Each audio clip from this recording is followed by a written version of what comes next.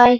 Next நம்ம பார்க்க போற டாபிக் வந்து formation of companies with charitable objects section 8. ஓகேவா? செக்ஷன் 8 கம்பெனிஸ் எப்படி நம்ம ஃபார்மேஷன் பண்ணணும் அப்படின்னு சொல்லியிருக்காங்க. இப்போ எக்ஸாம்பிளுக்கு டாடா ஃபவுண்டேஷன் இருக்கு, அவங்களோட சிஐ நம்பர் இருக்கு. அது மாதிரி அசிம் பிரெஞ்ச் அவங்களோட சிஐ நம்பர் இருக்கு. ஸோ இதெல்லாம் இந்த மாதிரி இருக்கு. முதல்ல ஒரு கம்பெனி அப்படின்னு இருந்தாலே அது வந்து சிஐஎன் அப்படிங்கிறது இருக்கும். அதுல என்பிஎல் அப்படிங்கிறது இருந்துச்சு அப்படின்னா அது not for profit license company. NPL இருக்கு இல்லையா? ஸோ இந்த மாதிரி இருந்தா நாட் ஃபார் ப்ராஃபிட் அப்படின்னு அர்த்தம். ஓகே, ஸோ இது இருக்கா அப்படிங்கிறத நம்ம ஃபர்ஸ்ட் செக் பண்ணிக்கணும். ஓகேவா? இப்போ நெக்ஸ்ட் யார் இதுக்கா லைசன்ஸ் இஷ்யூ பண்ணுவாங்க அப்படின்னு பார்த்தோம்னா செக்ஷன் 8 கம்பெனி பொறுத்த வரைக்கும் சென்ட்ரல் கவர்மெண்ட். ஓகேவா? ROC and speak of central கவர்மெண்டோட இதுவா ஆர்ஓசி வந்து லைசன்ஸ் வந்து கிராண்ட் பண்ணுவாங்க. ஓகே, பெர்மிட் பண்ணுவாங்க. எப்போ அப்படின்னா if it is prove to the satisfaction, அவங்களுக்கு சாட்டிஸ்ஃபைடா இருந்தால் அவங்க ஏற்றுக்கிறது எல்லாம் தட் அ பர்சன் அல்லது ஏஓபி அவங்க இருக்காங்க இல்லையா, அவங்க வந்து அண்டர் இதை வந்து லிமிடெட் கம்பெனிக்கு ரெஜிஸ்டர் பண்ணிருக்கணும்.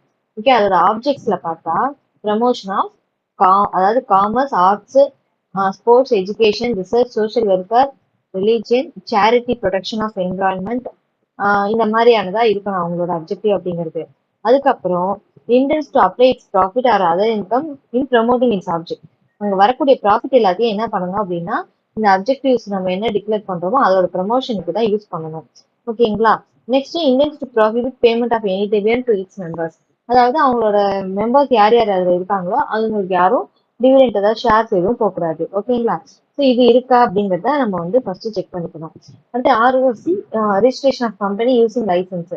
லைசன்ஸ் அதுல கொடுத்துட்டாங்க அப்படின்னா அதுக்கப்புறம் என்ன பண்ணணும் அப்ளிகேஷன் வந்து ரிஜிஸ்டர் கிட்ட நம்ம வந்து பண்ணணும். பண்ணிட்டு கம்பெனியை நம்ம முதல்ல ரெஜிஸ்ட்ரேஷன் பண்ணணும். ரெஜிஸ்ட்ரேஷன் பண்றதுக்கு ஃபர்ஸ்ட் என்ன பண்ணுவோம், அப்ளிகேஷன் ஃபார் ரெஜிஸ்ட்ரேஷனுக்கு அப்ளை பண்றோம். அப்ளை பண்ணும்போது ரெஜிஸ்டர் அப்ளிகேஷனை ஸ்பைஸ் பிளஸ் ஆல்ரெடி பார்த்தோம் simplified பெர்ஃபார்மா for incorporating companies electronically. ஓகேவா? பிளஸ் ஓகே, அதுல இன்கார்பரேஷன் 32 அங்க ஃபார்ம் இருக்கும். அதுல வந்து நம்ம அப்ளை பண்ணி ஃபீஸ் பே பண்ணி நம்ம வந்து ஆர்ஓசிக்கு அதை வந்து சப்மிட் பண்ணணும். சரிங்களா? அதுல சப்போர்ட்டிங் டாக்குமெண்ட் அப்படிங்கிறது இருக்கணும். சப்போர்ட்டிங் டாக்குமெண்ட் என்னென்னலாம் வரும், மெமோரண்டம், எம்ஓஏ, ஏஓஏன்னு சொல்லுவோம். அதெல்லாம் இன்கார்பரேஷன் 31 அண்ட் இன்கார்பரேஷன் 13 அதுல இருக்கும். அந்த ஃபார்மை ஃபில் பண்ணி அதை அட்டாச் பண்ணணும். Next estimate of the future annual income and expenditure of the company for next 3 years. அதாவது ப்ரொஜெக்டட் பேலன்ஸ் ஷீட்னு நம்ம சொல்லுவோம் இல்லையா? ஸோ நெக்ஸ்ட் ஒரு 3 இயர்ஸ்க்கு நமக்கு இன்கம் என்ன இருக்கும், எக்ஸ்பெண்டிச்சர் என்ன இருக்கும் அப்படின்னு சொல்லி நம்மளா ஒரு இது ரெடி பண்ணி அதை கொடுக்கணும். அப்புறம் declaration in by advocate, chartered accountant, cost accountant அல்லது கம்பெனி செக்ரட்டரி யாரையாவது ஒருத்தர் கிட்ட நம்ம வந்து டிக்ளரேஷன் வாங்கி இன்கார்பரேஷன் 14 அதுல வந்து சைன் பண்ணணும் அவங்களுக்கு. அதுக்கப்புறம் and by each of the person making the application in form 15, அதாவது ஃபார்ம் இன்கார்பரேஷன் 15 ஃபார்ம்ல அவங்க எல்லாருமே ஒவ்வொரு பர்சனும் இது பண்ணணும். அது என்னென்ன பண்ணணும், எம்ஓஏ, ஏஓஏ அதெல்லாம் இருக்கு இல்லையா, அதெல்லாம் ரூல்ஸ் தான் வந்திருக்கு. இது எல்லாமே வந்து என்னென்ன இது கொடுத்துருக்காங்களோ அதுல எல்லாமே கரெக்டா கொடுத்துருக்காங்க அப்படின்னு சொல்லிட்டு எல்லாமே கொடுக்கணும். சரிங்களா? அடுத்தது alteration of memorandum and articles requires prior permission of government. Government இது பண்றதுக்கு முன்னாடி ஆல்ட்ரேஷன் எப்படி பண்ணலாம், சென்ட்ரல் கவர்மெண்ட் என்ன பண்ணுவாங்கன்னா ரீஜனல் டைரக்டர்ஸ்க்கு தான் வந்து அந்த பவரை கொடுத்துருக்காங்க. இதுக்காக மெமரண்டமா ஆல்ட்ரேஷன் பண்றதுக்கு. அது மாதிரி ஆர்டிகல்ஸ் ஆல்ட்ரேஷன் பண்ணணும் அப்படின்னா ஆர்ஓசிஸ்க்கு தான் வந்து பவர் கொடுத்துருக்காங்க சென்ட்ரல் கவர்மெண்ட். ஓகேவா? Conversion into any other kind of company. இப்ப செக்ஷன் 8 கம்பெனியா இருக்காது, வேற ஏதாவது கம்பெனியா நீங்க சேஞ்ச் பண்ணிக்கணும் அப்படின்னா என்ன பண்ணணும் அப்படின்னா கம்பெனி வந்து முதல்ல ஸ்பெஷல் ரெசல்யூஷன் ஜெனரல் மீட்டிங்ல பாஸ் பண்ணணும். பாஸ் பண்ணிட்டு அதுக்கு எக்ஸ்பிளனேட்டரி நோட் வந்து நோட்டீஸா நம்ம ஜெனரல் மீட்டிங்ல கொடுக்கணும். அதுக்கப்புறம் இன்கார்பரேஷன் 18 அப்படிங்கிற ஃபார்மை நம்ம என்ன பண்ணிக்கிறோம், ஃபில் பண்ணி அதை ரீஜனல் டைரக்டர் கிட்ட ஃபீஸ் பே பண்ணி அதோட certified true copy of special resolution and copy of notice, இந்த ஸ்பெஷல் ரெசல்யூஷன் இது பண்ணி அந்த நோட்டீஸ் இஷ்யூ பண்றோம்ல அந்த நோட்டீஸோட ஒரிஜினல் காப்பியவும் நம்ம வந்து அட்டாச் பண்ணி அவங்களுக்கு வந்து சப்மிட் பண்ணணும். ஓகேவா? இது வந்து என்ன பண்ணணும்னா also attach proof of serving of the notice served by registered post or hand delivery. யார் யாருக்கு இப்போனா chief commissioner of income tax அவங்களுக்கு, அதுக்கப்புறம் இன்கம் டேக்ஸ் ஆஃபீஸர் யார் அந்த கம்பெனி ஜூரிஸ்டிக்ஷன் பண்றாங்க அவங்க, charity commissioner, chief secretary of state அந்த இதுல ரிஜிஸ்டர்ட் ஆஃபீஸ்க்கு யாரு வராங்களோ அவங்களுக்கு, அப்புறம் வந்து வேற ஏதாவது ஆர்கனைசேஷன் கவர்மெண்ட் டிபார்ட்மெண்ட் ஸ்டேட் கவர்மெண்ட்டுக்கு யாரெல்லாம் அந்த இது கம்பெனிக்கு வராங்களோ அவங்க எல்லாருக்குமே வந்து இந்த ரெஜிஸ்டர்ட் ரிப்போர்ட்ல வந்து அல்லது ஹேண்ட் டெலிவரியாவோ இதை கொண்டு போய் கொடுக்கணும். இப்போ ஓகேவா? இதுல இப்போ வேற யாராவது ஒருத்தர் வந்து அதுல இது பண்ணணும்னு நினைச்சாங்கன்னா வித்தின் 60 டேஸ்க்குள்ள அவங்க அந்த நோட்டீஸ்க்கு இது கொடுக்கணும். அதுக்கப்புறம் அந்த அப்ளிகேஷனோட காப்பி இது எல்லாத்தையும் அனெக்சர் இது பண்ணி ரீஜனல் டைரக்டர் கிட்ட அதாவது ரிஜிஸ்டர் கிட்ட ஃபைல் பண்ணணும். ஓகேவா? ஸோ அதுலேருந்து within a week application submit பண்ணதுலேருந்து ஒரு பப்ளிக் நோட்டீஸ் வரும். அவங்க இதுல வந்து பண்ணுவாங்க. அந்த காப்பி ஆஃப் த நோட்டீஸ் வந்து பப்ளிஷ் பண்ணிடுவாங்க. ஓகே. பண்ணிட்டு இன்கார்பரேஷன் 19 ஃபார்ம் வந்து ஃபில் பண்ணலாம் நம்ம. பண்ணிட்டு at least one vernacular news paper, அதாவது வெர்னாக்குலர் நியூஸ் பேப்பர்னா நம்ம லாங்குவேஜ்ல நம்ம டிஸ்ட்ரிக்ட்ல உள்ளது. ஓகேவா? அதுல ஏதாவது ஒரு இதுல இந்த மாதிரி இது பண்றோம் அப்படின்னு சொல்லிட்டு அது அட்வர்டைஸ்மெண்ட் கொடுக்கணும். At least once in English language. அதுமே இங்கிலீஷ் நியூஸ் பேப்பர்லயே ஒரு இதுல கொடுக்கணும். அதுக்கப்புறம் வெப்சைட்ல நம்மளோட கம்பெனி வெப்சைட் இருக்கு இல்லையா, அதுல போடணும். ஓகே. இது எல்லாத்தையும் பண்ணிட்டு அவங்க கம்பெனியோட ஃபைனான்சியல் ஸ்டேட்மெண்ட், ஆனுவல் ரிட்டர்ன்ஸ் எல்லாத்தையுமே வந்து ப்ராப்பரா வந்து பண்ணிருக்கணும். ஸோ இது எல்லாமே பண்ணிட்டு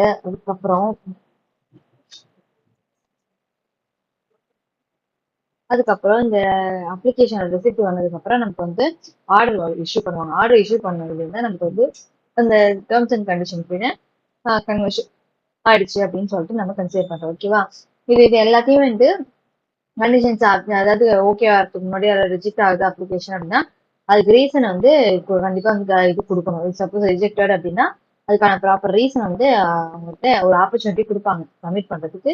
ஸோ அதையும் நம்ம பண்ணணும். இப்போ அப்ரூவல் வந்துச்சு அப்படின்னா கம்பெனி வந்து ஜெனரல் மீட்டிங்ல போட்டு அதை வந்து ஸ்பெஷல் ரெசல்யூஷன் பாஸ் பண்ணி எம்ஓஏ, ஏஓஏ இது எல்லாத்தையுமே வந்து என்னென்ன அமெண்ட்மெண்ட் பண்ணணுமோ அதெல்லாம் பண்ணி திருப்பி ரிஜிஸ்டர் கிட்ட ஃபைல் பண்ணோம்.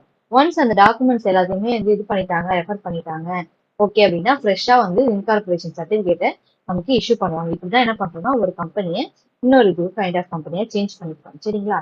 அடுத்து ரெவகேஷன் ஆஃப் லைசன்ஸ். எப்ப லைசன்ஸ் ரெவகேஷன் ஆகும், என்ன மாதிரி சுச்சுவேஷன்ஸ், என்ன ப்ரொசீஜர் அதுக்கு அப்படின்னு பார்த்தோம்னா சென்ட்ரல் கவர்மெண்ட் வந்து ரீஜனல் டைரக்டருக்கு தான் அந்த ரைட்டை கொடுத்துருக்காங்க. சரிங்களா? இப்போ கம்பெனி என்ன ஆகும் அப்படின்னா ஏதாவது ரெக்யர்மெண்ட்ஸ் அவங்க கொடுத்துருக்கிறது சாட்டிஸ்ஃபை ஆகல, இஷ்யூ லைசன்ஸ் ஷேர் பண்றதுக்கு போயிடு அப்படின்னாலோ அல்லது ஏதாவது ஃப்ராட் இல்ல வயலேஷன் ஆக்டிவிட்டிஸ் ஏதாவது நடக்குது அப்படின்னாலும் அதை வந்து ரிஜெக்ட் பண்ணுவாங்க. இப்போ லைசன்ஸ் ரெவகேட் ஆயிடுச்சு ரிவோக்டு அப்படின்னா இந்த சென்ட்ரல் கவர்மெண்ட் வந்து சாட்டிஸ்ஃபை ஆனாங்கன்னா அவங்க எல்லாம் திருப்பி ஓகே அப்படின்னு சொல்லிட்டு அவங்க எடுத்து இது பண்ணுவாங்க.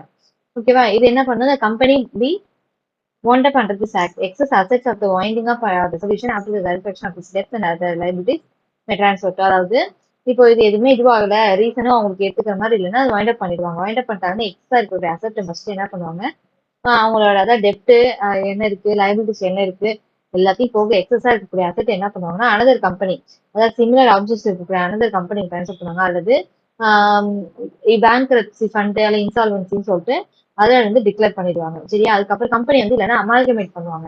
அமால்கமேட் பண்ணும்போது அது இன்னொரு கம்பெனி அதே ரிஜிஸ்டர் பண்ணிருப்பாங்க இந்த செக்ஷன் கீழே சிமிலர் ஆப்ஜெக்ட்ல அவங்களோட சேர்த்துருவாங்க. ஸோ சென்ட்ரல் கவர்மெண்ட் என்ன பண்ணுவாங்கன்னா ஓவர் ரைடிங் எஃபெக்ட்ஸ் எடுத்து மேல சொன்ன இது அமால்கமேஷனை ப்ராசஸ் பண்ணுவாங்க. அதாவது ரெண்டு ரெண்டு கம்பெனி சேர்த்து ஒரே கம்பெனியா வந்து சேஞ்ச் பண்ணிடுவாங்க. சேஞ்ச் பண்ணுவோம் அதுல constitution, properties, powers, right, authority எல்லாமே வந்து யார் யாருக்கு அப்படிங்கிற ஆர்டர் வந்துடும். Next penalty or punishment. So penalty punishment என்ன இருக்கும்? இப்போ வந்து ஏதாவது என்ன மாதிரி இது பெனால்டி வரும் அப்படின்னா என்ன மாதிரி அஃபென்ஸ் என்ன மாதிரி இதுன்னு சொல்லியிருக்காங்க. அதாவது ஏதாவது ரெக்யர்மெண்ட்ஸ் அதுக்கு இருக்கக்கூடிய சாட்டிஸ்ஃபை பண்ணல, ஏதாவது தப்பா பண்ணிருக்காங்க அப்படின்னா அப்ப என்னன்னா ஃபைன் வந்து 10 லேக் ருபீஸ்ல இருந்து 1 crore rupees வரைக்கும் ஃபைன் வரும். சரிங்களா? அதுக்கப்புறம் ஒவ்வொரு டைரக்டர் ஆபீசர்ஸ் அதுல இருப்பாங்கல்ல அவங்களுக்கு 25,000ல இருந்து 25 lakhs வரைக்கும் அவங்களுக்கு ஃபைன் வரும். சரியா? ஏதாவது தப்பா இது பண்ணியிருந்தாங்க அப்படின்னா இந்த மாதிரி. அதே அதுக்கப்புறம் சப்போஸ் ஏதாவது ஃப்ராட் அண்ட் ஆக்டிவிட்டிஸ் பண்றாங்க அப்படின்னா செக்ஷன் 447 பிரகாரம் அது என்னென்ன நம்ம சொல்லியிருந்தோமோ அந்த இது எல்லாமே இவங்களுக்கு வரும். சரிங்களா? இப்போ என்னதான் சொல்லியிருக்காங்க கான்ட்ரவென்ஷன் அப்படின்னா முதல்ல லைசன்ஸ் ரெவோக் ஆகும், அப்புறம் பனிஷ்மெண்ட் வரும். லைசன்ஸ் ரெவோக் ஆச்சுன்னா என்ன பண்ணுவாங்க, expression limited R private limited அப்படி அதாவது என்ன இது இருக்கோ லிமிடெட் ஆர் பிரைவேட் லிமிடெட் அதுல சேரும். ஓகேவா? அதுக்கப்புறம் வந்து வைண்ட் அப் பண்றாங்க அப்படின்னா அதை வந்து சிமிலர் அப்ஜெக்டிவ்ஸ் இருக்கிறவங்களுக்கு கொடுத்துருவாங்க. அப்படி இல்லைன்னா பேங்க் வச்சு அதை இன்சால்வன்சி பண்ணிடுவாங்க. அப்படி இல்லையா அது சேம் இதுல இருக்க கூட கம்பெனிக்கு அமால்கமேட் பண்ணிடுவாங்க. இதுவே பனிஷ்மெண்ட் கொடுத்தாங்கன்னா என்ன, கம்பெனிக்கு 10 லேக்ல இருந்து 1 crore வரைக்கும் டேரக்டருக்கு 25,000ல இருந்து 25 lakhs வரும். அப்படி இல்லையா ஃப்ராட் அந்த செக்ஷன் 447 பிரகாரம் அவங்களுக்கு என்ன இதுவோ அது வரும். சரிங்களா? Next effects of registration. Registration effect என்ன இருக்கு, அது செக்ஷன் 9. ஓகேவா? டேட் ஆஃப் இன்கார்பரேஷன் என்ன கொடுக்குறோமோ அதுல ஸ்பெசிஃபை பண்ணிருக்கோமோ அதுல இருந்து வந்து இது எல்லாமே உண்டு. ஸோ அதுல என்னெல்லாம் நம்ம கொடுத்துருக்கோமோ அது எல்லாமே அதுல வந்துடும். அப்ப வந்து அப்ளிகபிள் அவங்களுக்கு அது ஓகே ஆயிடுச்சு அப்படின்னு இப்போ எக்ஸசைஸ் எல்லா ஃபங்க்ஷன்ஸும் அந்த இன்கார்பரேஷன் கம்பெனிக்கு அந்த ஆக்டிவிட்டி என்ன வந்திருக்கோ அது எல்லாமே எடுத்துக்கலாம். பிறகு இந்த acquire hold dispose of that movable immovable tangible intangible எல்லா ப்ராப்பர்ட்டிஸையுமே வந்து ஹோல்ட் பண்றது டிஸ்போஸ் மார்க்கெட் பண்றதுக்கான பவர் வந்துடும்.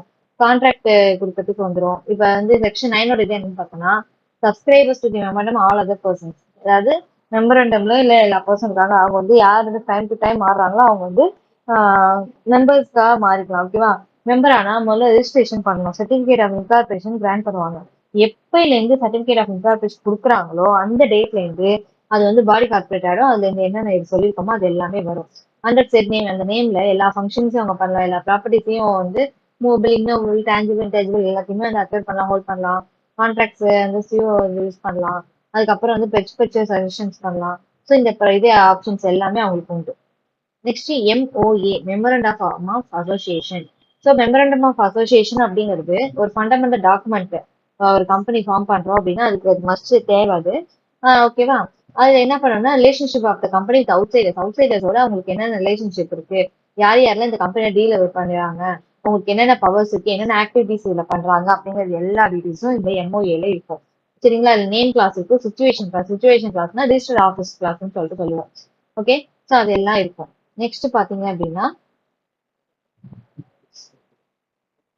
ஆப்ஜெக்ட் என்ன ஆப்ஜெக்டிவ்ஸ் என்ன சொல்றோம் அப்படிங்கிற ஆப்ஜெக்ட் கிளாஸ் இருக்கும். Next liability clause, capital class.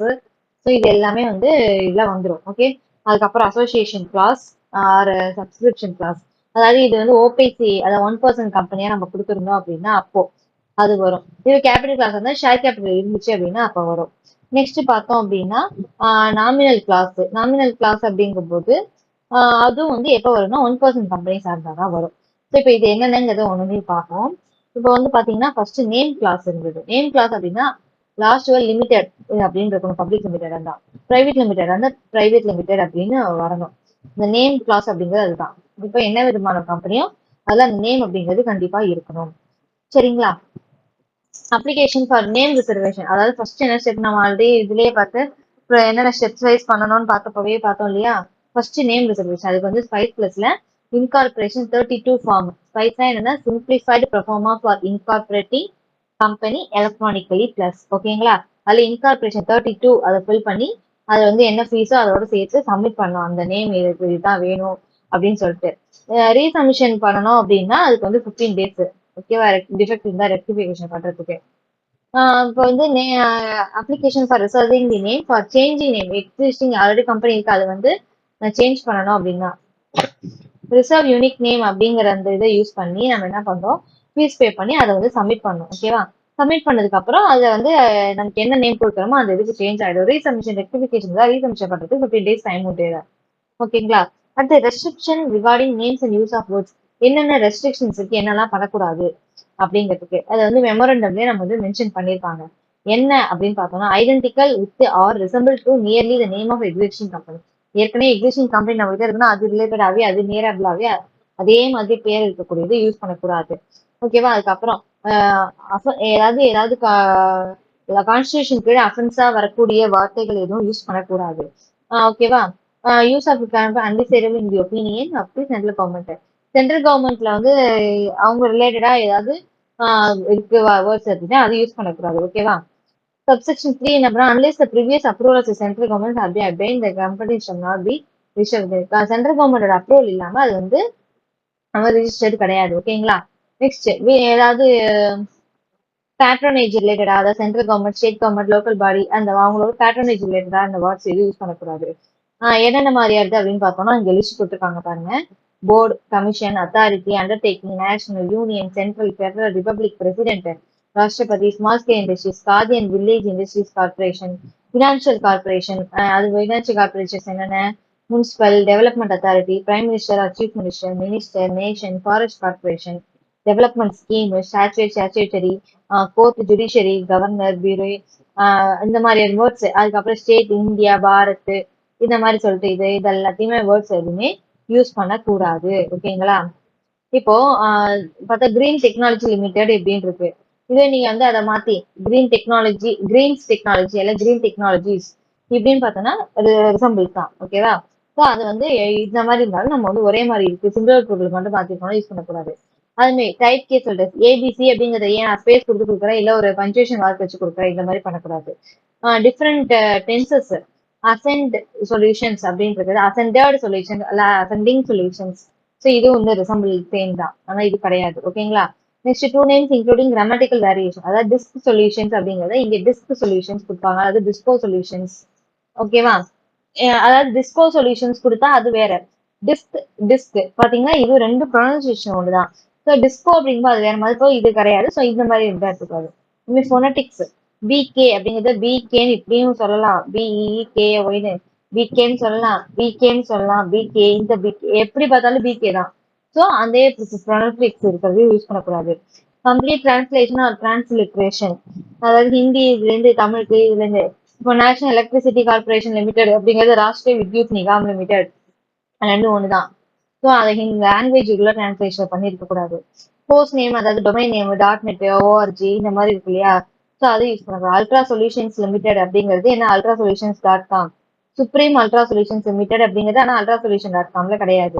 Okay. So இந்த மாதிரி டிஃபரன்ஸ் காமிச்சு கொடுக்கணும், டேரக்டா அதே ஹோஸ்ட் நேமை யூஸ் பண்ணக்கூடாது. Next Ravi builders contract limited அப்படிங்கிற Ravi builders contractors and builders limited அப்படின்னாலும் ஒண்ணுதான், அந்த ஆர்டருக்கு வந்து சேஞ்ச் பண்ணி கொடுக்கறது கூடாது. Next definite or indefinite articles use பண்றது, அதாவது congenial tours limited, A congenial tours limited, B congenial tour limited, A and articles இருக்கு இல்லையா. இந்த மாதிரி ஆர்டிகல்ஸ் அல்லது இந்த மாதிரி கொடுக்கறது பண்ணக்கூடாது. இப்ப ஈஷா அப்படிங்கறத ஈஷா இண்டஸ்ட்ரீஸ் லிமிடெட் அப்படிங்கறது அனிஷா அப்படிங்கும் போது அனிஷா ஒரு நேம் எடுத்தேன், அண்ட் ஈஷான்னு கொடுக்கறது வேற, அனிஷான்னு கொடுக்கறது வேற. ஓகே, இந்த மாதிரி கொடுத்தா எடுத்துக்கலாம், புது நேமா இருக்கு அப்படிங்கறத. பட் அந்த இதை மட்டும் ஆர்டிகல் இது மட்டும் கொடுக்க கூடாது. ஓகேவா. இப்ப existing name salvage technologies limited. Okay, இப்ப வந்து சால்வேஜ் டெக்னாலஜி டெல்லி லிமிடெட் அப்படி கொடுத்தாலும் அது ஒண்ணுதான், ஏன்னா எக்ஸிஸ்டிங் நேமோட சேமா இருக்கு, அடிஷனா ஒரு வேர்ட் தான் சேர்க்கிறோம். ஓகேவா. But retro pharmaceuticals Ranchi limited அப்படிங்கிறது, ரெட்ரோ பார்மசூட்டிகல் சென்னை லிமிடெட்ங்கிறது வெவ்வேறு. ஸோ அது பிளேஸே டோட்டலி சேஞ்ச் ஆகுது. ஸோ அது வெவ்வேறு, அதை நம்ம வந்து எடுத்துக்க முடியும். அதுவே நியூமரிக்கல்ஸ் ஏதாவது யூஸ் பண்ணி அதை அதில் அடிஷன் மாடிஃபிகேஷன் டெலிஷன் பண்ணியிருக்கோம். அதாவது இங்க பாருங்க, Thunder services limited, Thunder 11 services limited, அல்லது ஒன் தண்டர் சர்வீசஸ், எப்படி கொடுத்தாலுமே ஒண்ணுதான் இந்த நியூமரிக்கல் மாத்தினாலும்.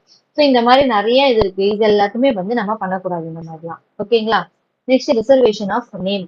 நேம் ரிசர்வேஷன் பண்றதுக்கு என்னன்னா, நம்ம அப்ளை பண்ணணும்னா 20 days அதுல இருந்து நமக்கு வந்து அப்ரூவல் கிடைக்கும். ஓகே. ஸோ அப்ளிகேஷன் நம்ம இது பண்ணணும், ஏதாவது சேஞ்சஸ் பண்ணணும் அப்படின்னாலும் பண்ணிக்கலாம். Register May reserve the name period name for the period 60 days. 60 டேஸ்க்கு வந்து அதை இது பண்ணி கொடுப்பாங்க, அதுக்குள்ள நம்ம வந்து அதை இன்கார்பரேஷன் பண்ணிடணும்.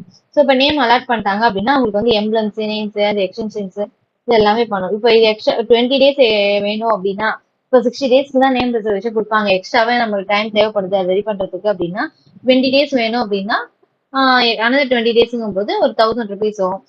அதுக்காக எக்ஸ்ட்ராவானது, அதாவது இன்னொரு 20 days, அதாவது டோட்டலா 60 days வேணும்னா 2000, இல்ல எக்ஸ்ட்ராவா இன்னொரு 40 days, டோட்டலா 60 days வேணும் அப்படின்னா ஒரு 3000, இந்த மாதிரி வந்து அமௌண்ட் வந்து நம்ம பே பண்ண வேண்டியதா இருக்கும். சரிங்களா. ரிசர்வ் நேம் வந்து கேன்சல் பண்ணணும் அப்படின்னா அது என்ன பண்றது, இது வந்து இன்கார்பரேட் பண்ணல அப்படின்னா அந்த நேம் வந்து கேன்சல் பண்ணிடுவாங்க. சரிங்களா. பெனால்டி அதுக்கு என்ன வரும் அப்படின்னா அப் டு 1 lakh வரைக்கும் வரும். If the company has been incorporate பண்ணிட்டாங்க அப்படின்னா, அந்த இது டைம் முடிஞ்சு போச்சு ஆனா இன்கார்பரேட் பண்றாங்க அப்படின்னா, எய்தர் அதை வந்து நேம் சேஞ்ச் பண்ண சொல்லுவாங்க வித்தின் 3 months, அல்லது வந்து அந்த இது ஸ்ட்ரைக் ஆஃப் பண்ணதுக்கு வந்து ஆக்ஷன்ஸ் எடுப்பாங்க, இல்லது வைண்ட் அப் பண்றதுக்கு இது பண்ணுவாங்க. ஸோ இந்த மாதிரி நடக்குது நேம் ரிசர்வேஷன், இதெல்லாம் நடக்கும். ஓகேவா. இப்போ எக்ஸாம்பிள் பாருங்க, அனில் தேசாய் வந்து நேம் ரிசர்வ் பண்ணிருக்காங்க சன்வாரியா அப்படின்னு சொல்லிட்டு. ப்ரிவிக்ஸ் சன்வாரியா அப்படிங்கிறது ரிஜிஸ்டர் ட்ரேட்மார்க் அவங்களோட இதுல. ஆனா இதுல என்ன சொல்லிருக்காங்கன்னா, said prefix not register with Anil Desai. Anil தேசாயோட இதுல இல்ல, அவங்களோட இதுல வந்து ரிஜிஸ்டர் ஆகல அப்படின்னு. He has formed company by giving, என்ன எப்படி கம்பெனி இன்கரெக்ட் டாக்குமெண்ட்ஸ் அல்லது இன்ஃபர்மேஷன் தப்பா இது பண்ணி கொடுத்தாங்க. அப்ப என்ன பண்ணாங்க, ரிஜிஸ்டர் வந்து ஆக்ஷன் எடுத்து அவங்களை கூப்பிட்டு ஆப்பர்ச்சுனிட்டி கொடுப்பாங்க ரீசன் சொல்றதுக்கு. ஓகேங்களா. Next situation clause. Situation clause அப்படிங்கிறது என்னன்னா, ரிஜிஸ்டர்டு பிளேஸ் என்ன அப்படிங்கிறது, அப்ப எங்க இது பண்றோம், எந்த ஆர்ஓசி கீழே வருது, இல்ல எந்த ஜுடிஷியல் ஆஸ்பெக்ட்ஸ் கீழே வருது, இல்ல எந்த பிசிக்கல் ஆஸ்பெக்ட்ஸ் கீழே வருது அப்படிங்கிறத டிட்டர்மின் பண்ணும். அதுக்கப்புறம் பிளேஸ் எங்க இருக்கோ அங்க வந்து அதான் எல்லா புக்ஸுமே அவங்க வந்து மெயின்டைன் பண்ணணும். ஜென்ரல் மீட்டிங்ல அங்கதான் வந்து கண்டக்ட் பண்ணணும். ஓகேங்களா. Act of the address to which, அதாவது கம்யூனிகேஷன்ஸ் எல்லாத்துக்குமே அந்த அட்ரஸ் தான் வந்து யூஸ் பண்ணணும். ஓகே. கம்பெனி வந்து 30 days அவங்க இன்கார்பரேஷனோட ரிஜிஸ்டர் ஆஃபீஸ் எல்லாத்தையுமே வந்து அவங்க சப்மிட் பண்ண டீடைல்ஸ் எல்லாம். ஓகேவா. அடுத்து அப்ஜெக்ட் கிளாஸ். ஆப்ஜெக்டிவ்ஸ் அப்படிங்கும்போது என்னெல்லாம் இன்கார்பரேட் பண்றோம், என்ன விதமான மேட்டர் அதுக்குள்ள வருது, எதுக்குள்ள நம்ம வந்து என்ன அப்ஜெக்டிவ்ஸ் கொடுக்குறோம் அப்படிங்கிறது. ஓகேவா? அதுலதான் வந்து அல்ட்ரா வயர்ஸ் அண்ட் வாய்டு தாண்டி இருக்கணும். அல்ட்ரா வயர்ஸ் ஆக்ட் அப்படிங்கும்போது அது என்ன பண்ணாங்கன்னா அந்த எம்ஓஏ எல்ஓஏக்கெல்லாம் அது கீழே இருக்கா அப்படிங்கிறது. இந்த அல்ட்ரா வயர்ஸ்ங்கிறதே நான் தனியா உங்களுக்கு டீப்பா எக்ஸ்பிளைன் பண்றேன். ஓகேவா? இது வந்து ஒரு பெரிய கான்செப்ட், ஆனா important concept. Okay.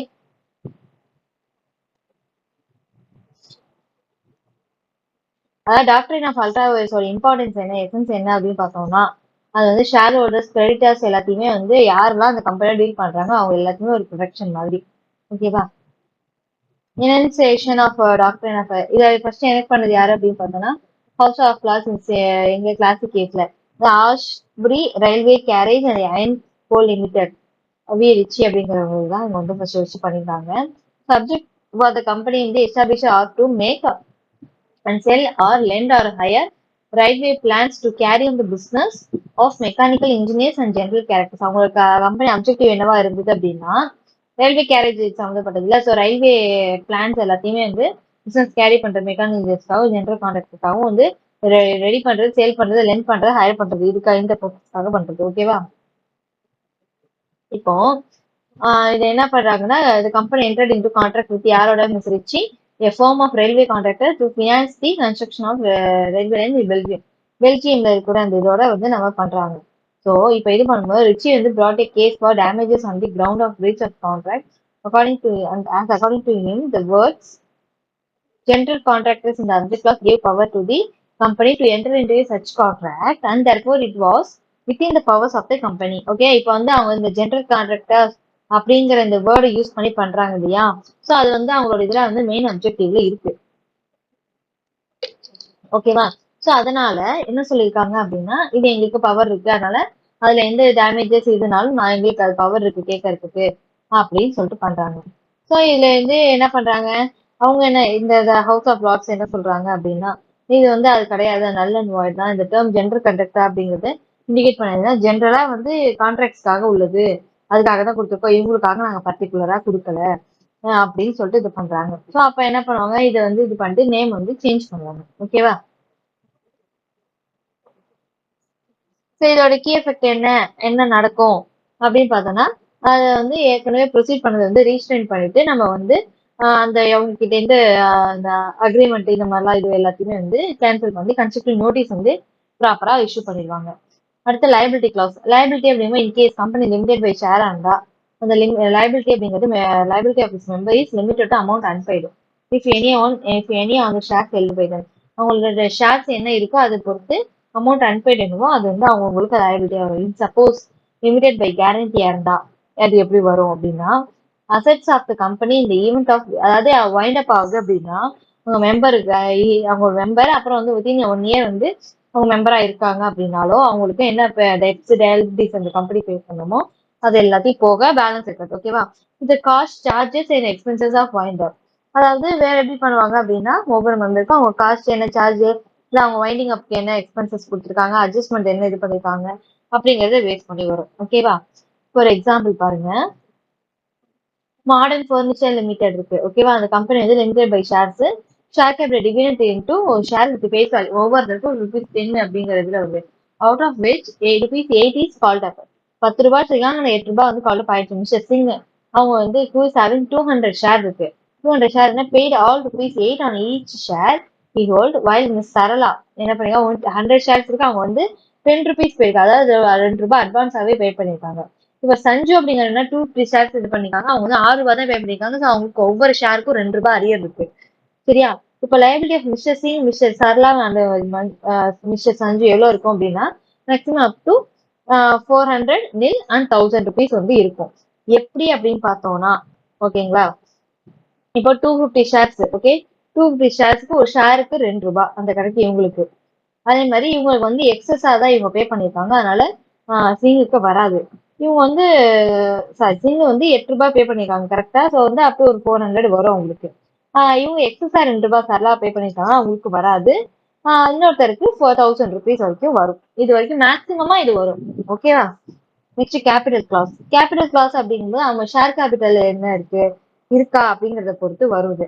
Amount of share capital வந்து எவ்வளவு ரிஜிஸ்டர் ஆயிருக்கு, அதாவது நாமினல் கேபிட்டலாவோ ஆத்தரைஸ்டாவோ இதை வந்து என்ன பண்ணாங்க, அதை ரிவிஷன் பண்ணி ஃபிக்ஸ்ட் அமௌண்ட், அதாவது face value number of shares அப்படிங்கறத இது பண்ணி ஃபிக்ஸ்டா சேஞ்ச் பண்ணிடுறாங்க. இப்ப நம்பர் ஆஃப் ஷேர்ஸ் எவ்வளவு இருக்கு அப்படிங்கிறது வந்து லெஸ் தென் 1 ஷேரா இருக்கக்கூடாது ஒவ்வொருத்தருக்கும். Okay, next subscription clause. அதுல என்ன சொன்னா நம்பர் ஆஃப் ஷேர்ஸ் ஒவ்வொரு சப்ஸ்கிரைபருக்கும் எவ்வளவு இருக்கு அப்படிங்கிறது வரும். Indicated opposite its name in case of company அது ஷேர் கேபிட்டல். ஷேர் கேபிட்டல் இருந்துச்சு அப்படின்னா அவங்க நேம் வந்து ஆப்போசிட்டா, அதுக்கு ஆப்போசிட்டா அதை எடுத்துட்டு செய்வாங்க. அடுத்து நாமினேஷன். நாமினேஷன் கிளாஸ்ங்கிறது 1% கம்பெனிக்கு தான் வரும். சரியா? ஸோ இப்போ இந்த சப்ஸ்கிரைபர் டெத் இருக்கு அப்படின்னா அவங்க வந்து கம்பெனி தான் வந்துருவாங்க. ஓகே, இப்போ நாமினி யார் கொடுத்துருவாங்க, அவங்க சப்ஸ்கிரைபரோட டெத்துக்கு அப்புறம் அவங்க கம்பெனி மெம்பரா வந்துருவாங்க அந்த 1% கம்பெனிக்கு. அதான் வந்து நாமினேஷன் கிளாஸ். இப்போ வந்து ஃபார்ம்ஸ் என்னென்ன இருக்கு, இதுக்கு ரிலேட்டடா, இந்த எம்ஓஏக்கு ரிலேட்டடா அப்படின்னு பார்த்தோம்னா டேபிள் ஏல இருந்து இ வரைக்கும் உள்ளது இங்க கொடுத்துருக்காங்க என்னென்ன ஃபார்ம்ஸ் சொல்லிட்டு. இப்போ டேபிள் ஏ என்னன்னு பார்த்தோம்னா formation of MOA of a company limited by shares. Limited by shares உள்ளது வந்து எம்ஓஏ வந்து டேபிள் ஏ. டேபிள் பில என்ன இருக்கும் அப்படின்னா company limited by guarantee and not having share capital. Limited by guarantee இருந்து அவங்க வந்து ஷேர் கேபிட்டல் இல்லாததுக்கு டேபிள் பியும், டேபிள் சி வந்து limited by guarantee and having share capital இருக்குன்னா அவங்களுக்கு. இதுவே டேபிள் டி என்னன்னு பார்த்தா unlimited company without share capital. அப்புறம் டேபிள் இங்கிறது unlimited company with share capital. ஓகேங்களா? இப்போ டேபிள் ஏ என்ன சொல்லுவோம், table A first. Table A என்ன, MOA of a company limited, ஓகேவா, லிமிடெட் பை ஷேர்ஸ் லிமிடெட் உள்ளது அது.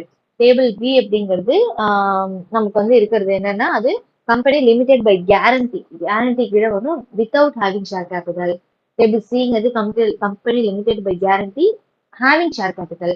கம்பெனி டி அப்படிங்கிறது என்னன்னா unlimited company without having share capital. Table இங்கிறது unlimited company with having share capital. ஓகேங்களா? ஸோ இதுதான் எம்ஓஎல்ல யூஸ் பண்றது அந்த ஃபார்ம்ஸ் அப்படிங்கிறது. இந்த 5 ஃபார்ம் தான் இது நம்ம யூஸ் பண்றோம். சரிங்களா?